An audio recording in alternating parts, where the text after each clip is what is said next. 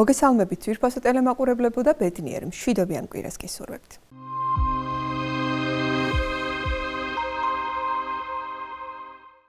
დღევანდელ ჩვენს რუბრიკაში ქრისტიანული ოჯახი გაგაცნობთ სოსო ლოხიშვილისა და ქეთი დოალის მრავალშვილიან ოჯახს, რომლებიც წლებია უკვე თბილისიდან საცხოვრებლად სოფელ ქსოვრიში გადავიდნენ და იქ დაიწყეს საკუთარი საქმიანობა.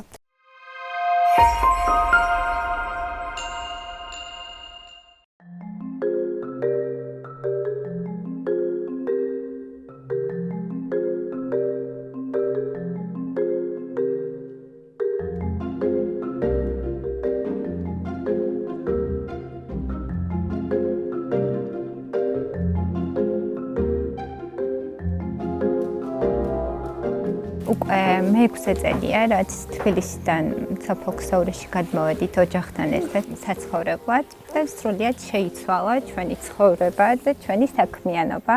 მე ვიტყოდი, რომ გაგვიმართლა, რადგან ჩვენი ოჯახური ცხოვრება და ბიზნეს საქმიანობა ისე არის მჭიდრო კავშირში ერთმანეთთან, რომ ვერც ვიოცნებებდით ასეთ საქმიანობას. ჩვენ გვყავს 6 შვილი, პირველი არის ანა, 16 წლის, მერე მოდის ელენე, ნინია, თამარი, ანდრია და ივანე. სულ პატარა გვყავს 11 თვის და ესე 2 წელია სხვაობა მოკლედ დაშორება. რომ არა ჩვენი შვილები ვერც აზრად არ მოგვივიდოდა, რომ ჩვენი ცხოვრება შეგვეცვალა და თბილისის ბინა დაგვეთმო და გადმოვსულიყავით სოფელში საცხოვრებლად. არანაირი ბიზნეს გათვლა არ გქონია, უბრალოდ გვინდოდა, რომ ჩვენი შვილები ეკოლოგიურად სუფთა გარემოში ჯანსაღად გაგვეზარდა.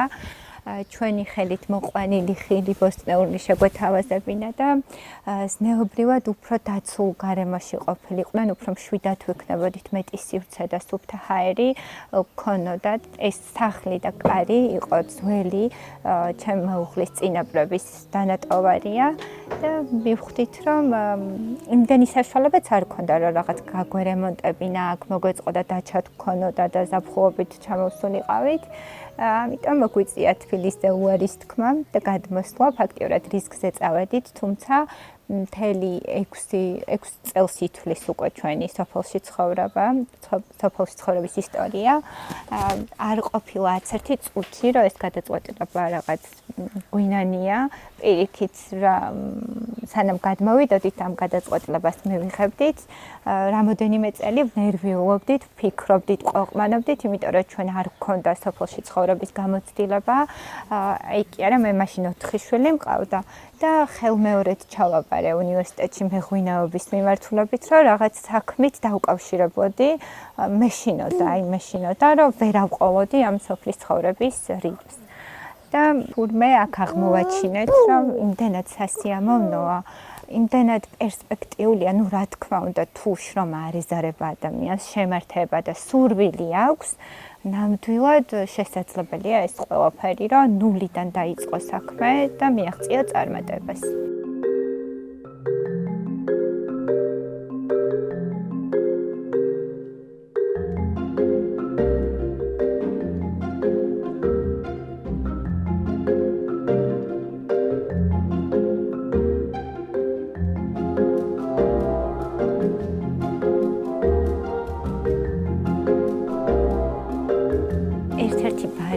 ალბათ იყო სკოლის შეცვლის საკითხი, იმიტომ რომ ძალიან განვიცდიდი მე პირადად, უფრო მეტად ვიდრე ჩემი მეუღლე, განვიცდიდით, ახლა მცხვენი აღიარება, მაგრამ მაინც უნდა ვთქვა, რომ რაღაც სტერეოტიპები არსებობს ჩვენ საზოგადოებაში და წლების წინ ეს კიდევ უფრო ისე იყო თვალშისაცემი ეს სტერეოტიპები, რომ რაღაც არ მინდოდა, ან ნერვიულობდი, როგორი სამეგობრო წრე ეყოლებოდათ, როგორი გარემოცვა იქნებოდათ, როგორი მეგობრები და რაღაცნაირად ამ სტერეოტიპების გავლენის ქვეშ მეც ვიყავი და განვიცდიდი ამას, რომ სკოლა უნდა შეგვეცვალა. თუმცა ამ გადმოსახედიდან ვფიქრობ, რომ არაფრით არ განსხვავდება, თუ მეტი არ არის, ანუ არც ნაკლებია სოფელში. ბევრი უპირატესობა აქვს. აქაც არის პრობლემები, მაგრამ ეს უფრო მასშტაბური პრობლემებია, ანუ განათლების დონეზე. ანუ ეს არის მთლიანად სისტემა არის შესაძლებელი, წამოსაწევი, მისახედი, თორე სხვა შემთხვევაში უპირატესობები მეტია, იქიდან გამომდინარე არის უფრო უბრალო გარემო, შინაურული და კლასში არიან ცოტა ბავშვები. 15, 16, 17 ანუ პედაგოგს ეძლევა საშუალება, რომ ინდივიდუალურად მიუდგეს ბავშვს. ამ მხრივ, ანუ ბავშვს ნაკლებად აქვს გახალტურების საშუალება და ეს ალბათ ხო არის უფრო დადებითი. თუმცა არის სირთულეები. ყველაზე დიდი სირთულე იყო ალბათ ის, რომ ჩვენ არ ქონდა გამოცდილება, არა მარტო სოფელში ცხოვრების, არ ქონდა მიწასთან შეხების, ჩემს მეუღლეს აქ ბებია და პაპა ყავდა და რაღაც გამოცდილება ქონდა. ჯერ კიდევ აქ გადმოსვლამდე, როგორ მახსოვს, ახლა პატრიარქი რო გარდაიცვალა, ვიხსენებდით ხოლმე უწნეს და უნეტარეს ილია მეორე, ვიხსენებდით, რომ აი ეს ფუტკრები ეხლა რასაც საქმეებდა ჩვენი თავარი მიმართულება რაც არის, დაახლოებით ამას გიყვებით, სადღაც 22 წლის წინამდე ამბავს, ჩემი მეუღლე გალობდა მაშინ სამებაში სიმონის გუნდში და მოუწოდა ახალგაზრდებს, რომ დაინტერესებული იყვნენ თავისი მიწით თუ კი სადმე ქონდათ სოფლით და მეფუტკრეობის დარგიც ახსენა. და მაშინ ქალბატონი ვენერა სტეფანიშვილი ცოცხალი იყო და ერთადერთი ქალი მეფუტკრე იყო, მეფუტკრეობის დედოფალსაც კი ეძახიან დღემდე ქალბატონ ვენერას და აი რაღაცნაირად მიმართულება მისცა და მაშინ აი პატრიარქი იყო, შეიძლება ითქვას, იდეის ავტორი ამ ყველაფრის, რაც ახლა საქმიანობთ. და იმ წირვის შემდეგ ორმა მეგობარმა, ერთ-ერთი ჩემი მეუღლე იყო, ეხლა ჩემი მეუღლის მეჯვარეა, ორივე წავიდნენ, ქალბატონ ვენერას დაუკავშირდნენ, სკები შეიძინეს და აქ ამ ლოკაციაზე კონდათ დაიწყეს მეფუტკრეობის შესწავლა. დავინტერესდი ამ საქმიანობით, შემდეგ დაუკავშირდით ქალბატონ ვენერას და შეგვაძენინე რამოდენიმე ოჯახი. მე და ჩემი მეგობარი საქმიანობდით, ამ საქმიანობით დავკავდით თავიდან, ძალიან საინტერესო იყო. იმდენად შეგვაყვარა მოკლედ ამ წერმა თავი. შემდეგ რა თქმა უნდა გავამრავლეთ ფუტკრები და დავიწყეთ პირველად თაფლის მიღებით დავიწყეთ, ანუ თაფლის რეალიზაციით მოკლედ.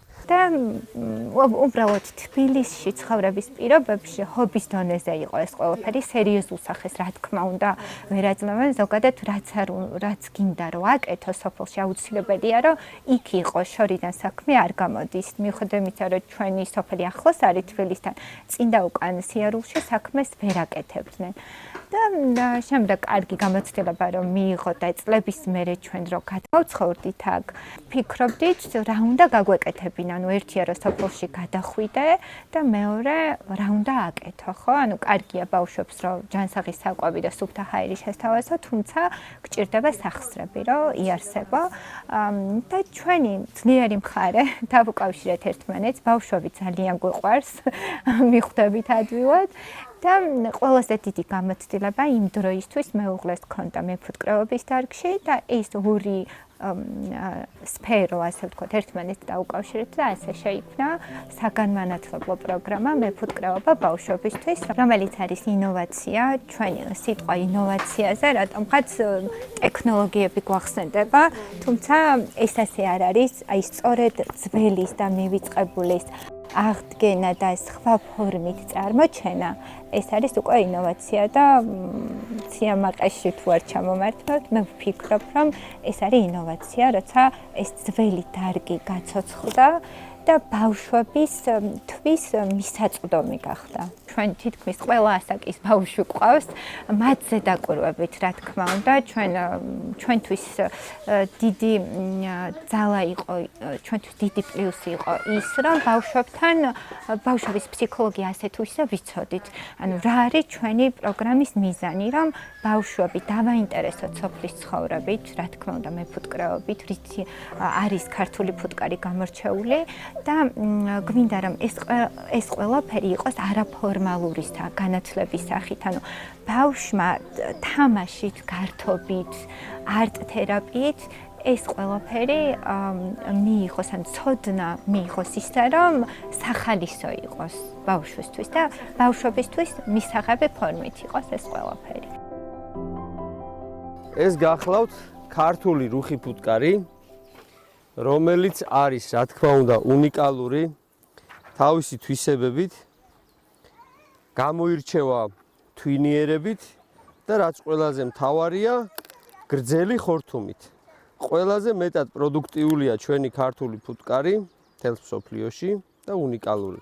რადგან თავისი გრძელი ხორთუმის წყალობით შეუძლია ყველაზე მეტი თაფლის შეგროვება.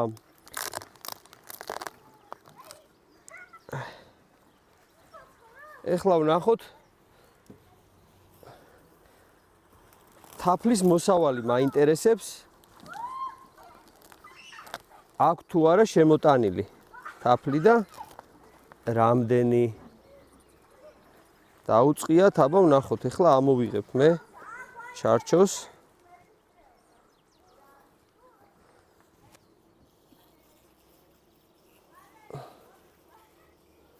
მოკლედ ღვთიური მწერია ეს პაწაწინა მწერი, საოცარი ინსტინქტებით დაჯილდოვებული ღვთისგან. აგროვებს უნიკალურ პროდუქტებს ქმნის და გვთავაზობს ჩვენი ჯანმრთელობისთვის.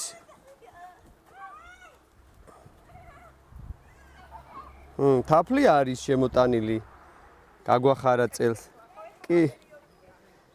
ეხლა ესე იგი ჩვენ ამას ვეძახით მეფუტკრეები ღალიანობის პერიოდს, როდესაც თაფლოვანი მცენარეები ყვავიან და ფუტკარს შემოაქვს თაფლი. წელსაც გაგვახარა ფუტკარმა, შარშანაც გაგვახარა და წელსაც გვახარებს, როგორც ჩანს.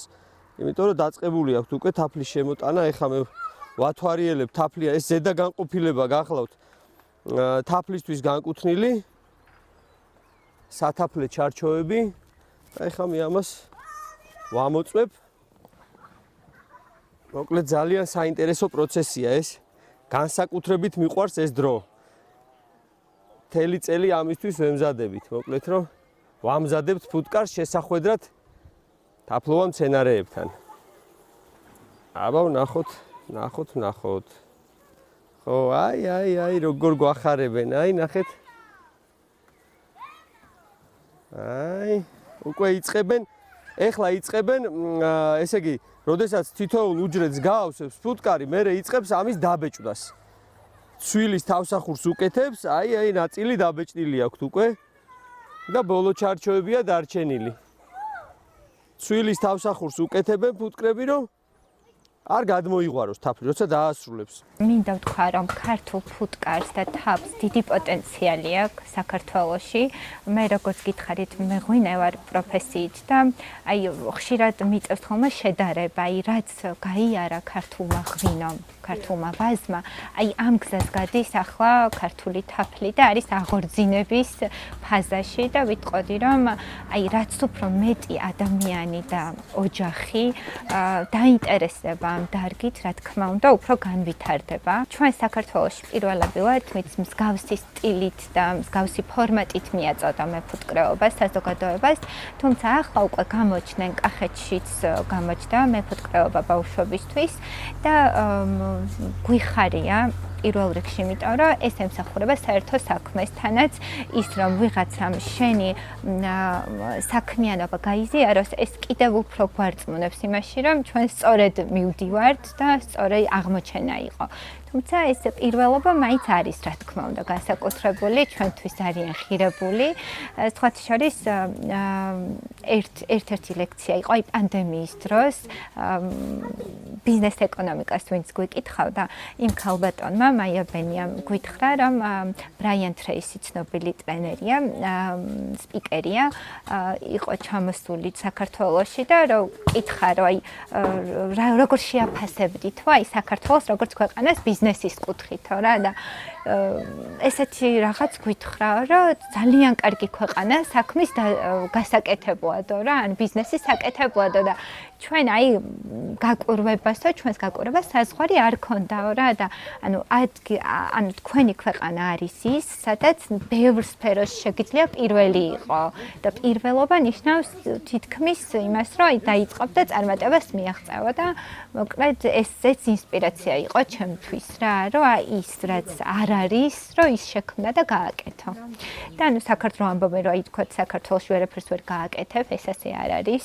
თავარია ისევ და ისევ ვისაც აქვს მიზნად რომ რამე დაიწყოს საქმიანობა გადავიდეს სოფელში ძალიან ბევრი მიმართულება საიდანაც შეგიძლია შემოსავალი მიიღო და თუ არ გეზარება ისევ ვიტყოდი თუ გაქვს მიზანი არ გეზარება შრომა აუცილებლად ყველაფერი ისე დაალაგდება და მოეწყობა რომ აუცილებლად მიზანს მიაღწევს ადამიანი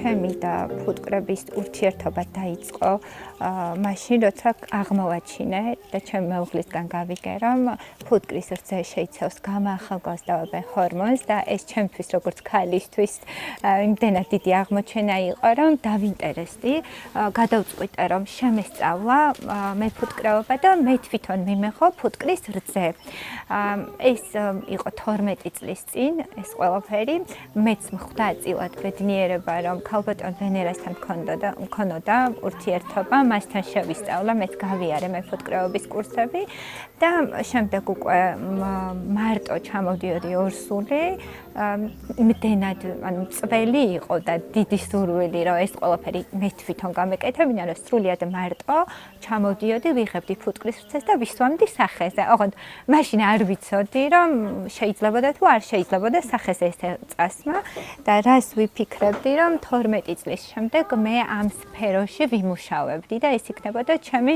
თავარი მიმართულება, თავარი შემოსავლის წყარო გახდებოდა, აზრადაც არ მომივიდოდა ალბათ, მაგრამ აი ღმერთს რომ მიანდობ შენ ცხოვრებას, შენს ოჯახს, ისე ლაგდება ყველაფერი, საუკეთესო ვარიანტი უნდა ღმერთს ყოველთვის შენთვის და აი ასე მოხდა ჩვენ შემთხვევაშიც რა, აი ვერ გეტყვით რომ აი რაღაც სპეციალური განათლება ქონდა ბიზნესის კუთხით ან რაღაც, უბრალოდ აი ეგ იყო რომ შრომა არ გვეზარებოდა არასდროს, სურვილი ქონდა რომ საქმე დაგვეწყო და აი ღმერთს მივანდეთ ჩვენი ცხოვრება და ასე დაალაგდა გამოჩნდნენ ის ადამიანები ვინც გვერდში დაგვიდგნენ არ მიყვარს კიდე ესეთი წინადადება ხშირად მსმენია და მეც იყო დრო რომ ამას ფიქრობდი და ანუ რა მინდა ვთქვა აი ჩემით მივაღწია მივხედავდი იმისა რომ მე და ჩემმა მეუღლემ ნულიდან დავიწყეთ საქმე და ფეხზე დავაყენეთ და ერთ-ერთ ყველაზე წარმატებულ სტარტაპად ვითვლება საქართველოს მასშტაბით ჩვენით ვერ მივაღწევდით რომ არა ის გარემოცვა მეგობრები ოჯახის წევრები თუნდაც ბავშვები ჩვენი შვილებიც იმხელა საქმეს გვიკეთებენ თუნდაც ის რომ ერთვებიან ჩვენ საქმიანობაში ამის გარდა სწავლობენ ადამიანებთან კომუნიკაციას, ჩვენ ვაძლევთ საშუალებას, რომ მცირე თანხაც გამოიმუშავონ ჩვენთან ერთად, იღებენ გამოცდილებას და მოკლედ, აი არ ვიცი, ვერც ვიოცნებობდით ამ მდგომარეობაზე, ალბათ წლების წინ და მადლობა ღმერთს ამისთვის. მე გალობელი ვარ, შიომღვიმის მონასტერში ვგალობ, დიდი ხანია და ძალიან მეხმარება ეს საქმიანობა, გალობა და ღვთისმსახურებაში მონაწილეობის მიღება, რა თქმა უნდა, ძალიან მიმარტივებს ჩემს საქმიანობას და მეხმარება მატერიალურადაც, რა თქმა უნდა, აი გძნობ, ღვთის ხელი იგზნობა და მადლობა ღმერთს ამისთვის.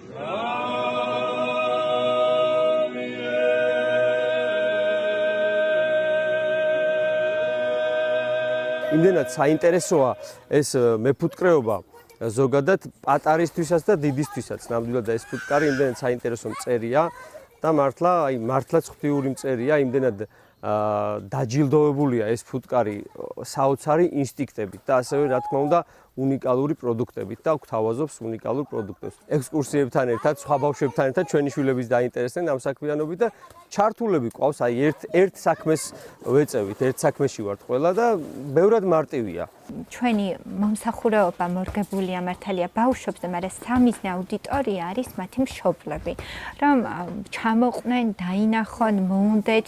ჩვენ სანამ გადმოვიდოდით სოფელში, ასეთ ოჯახებს ვეძებდით, ვუყურებდით, რომ აი გაგვეგო მათგან, აი პირადად გაგვეგო მათგან აზრი, რომ აი რა დაიწყეს, რატომ დაიწყეს, რაში გაუმართლათ, რა გადალახეს და ჩვენ პირადად გვინდა, რომ ჩვენი გამოცდილება გავუზიაროთ ესე ხიად და მოუყვეთ ყველა იმ სირთულის და იმ ბარიერის შესახებ, რის გადალახვაც მოგვიწია და ასე რომ ყველა ბარიერი როგორ გადავაქციოთ, გამოწვევად, როგორ გადავლახოთ, ამ ყველაფერზე ვესაუბრებით მათ მშობლებს, რა თქმა უნდა, ღიად და გულახდილად.